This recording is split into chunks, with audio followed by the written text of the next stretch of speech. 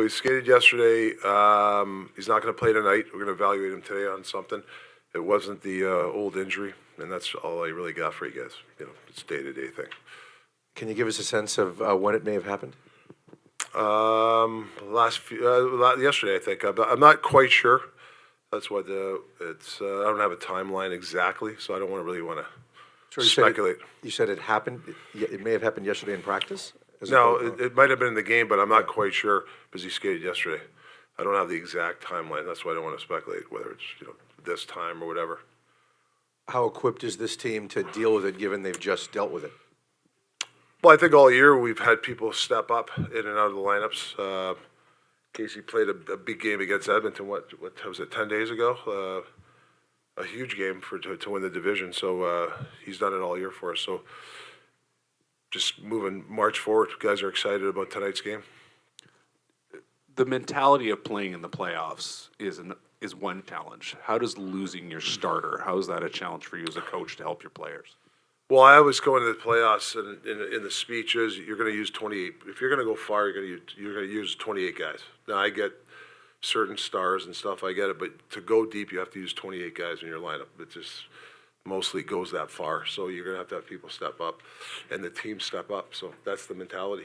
And even without the Demko question, you come off a big emotional game one. You go into game two. What is the challenge there for a player, for a coach, for a team? Well, I think for sure, we want to feed off the crowd again and bring it again.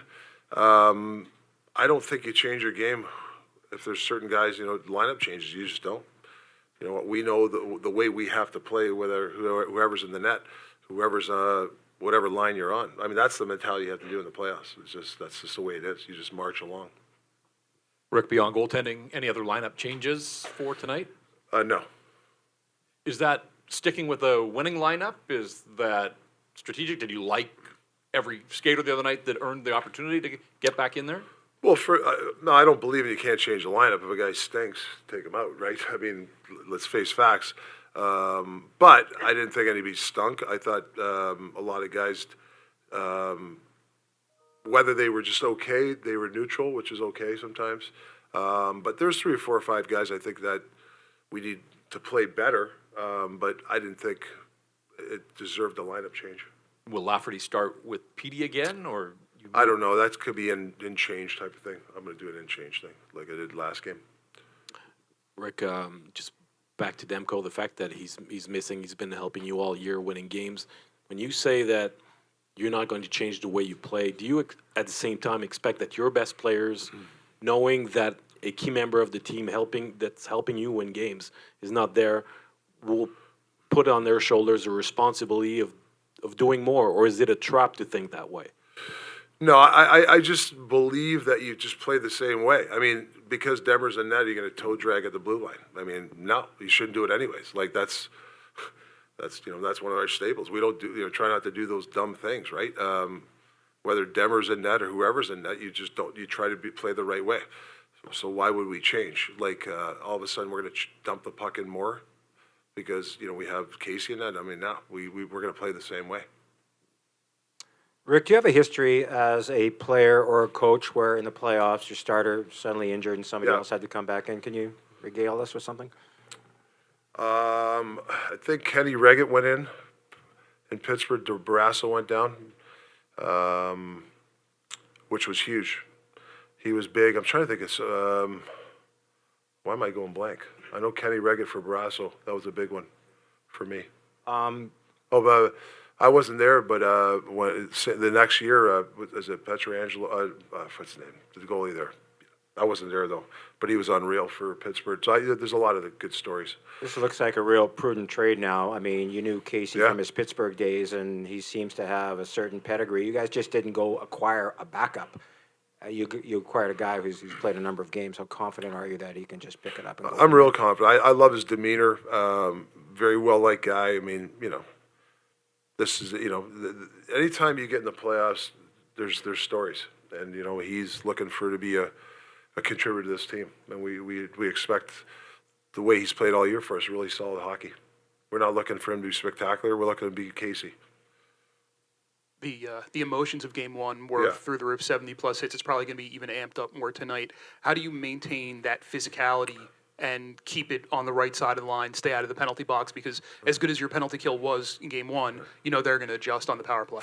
Yeah, I think when you want to be hitting, you want to hit. We all, I love hits, but I think you got to do it with good detail. Shoulder into the chest, no elbows up. I mean, a big hit is, like Big Z there had some nice hits. They were legal hits. That's what I want.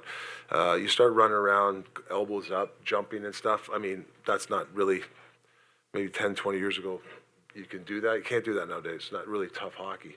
So I think we want to play a physical game, but obviously within the rules. I mean, you have to. Stay out of the box. You spoke about a handful of guys you wanted to see more from Yeah. yesterday. How do you and your staff motivate those guys up for a game like tonight? I don't think you have to motivate them at this time of the year. I think you got to show them some stuff. The coaches were busy yesterday showing some individual clips, and it wasn't an effort thing. It was just kind of in the wrong spots. Maybe some tough decisions, like not bad decisions, some decisions that you might want to think about. A couple of diving in here and there, and I think it's just showing them on video. They know. I mean, you have to pound in their head. I mean, really, it's a 2-minute meeting. They get it. I guess, like, if they are able to make the changes necessary that you're looking for and that they're looking for as well, how beneficial is that as the playoffs go on here?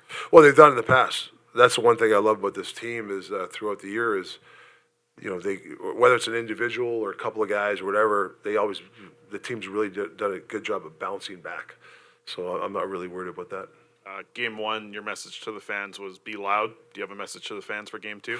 I don't know if they can be louder, but can they bring the same level? That was pretty special. That's, you go a little louder than that, they might be not speaking for a week. It'd be tough to yell that loud.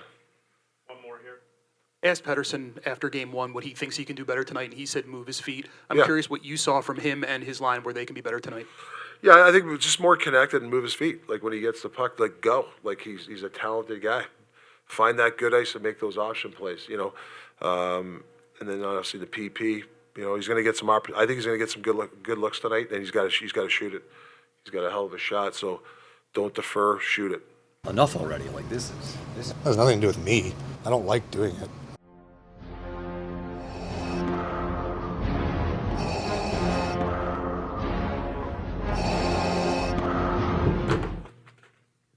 don't need that. I feel fine.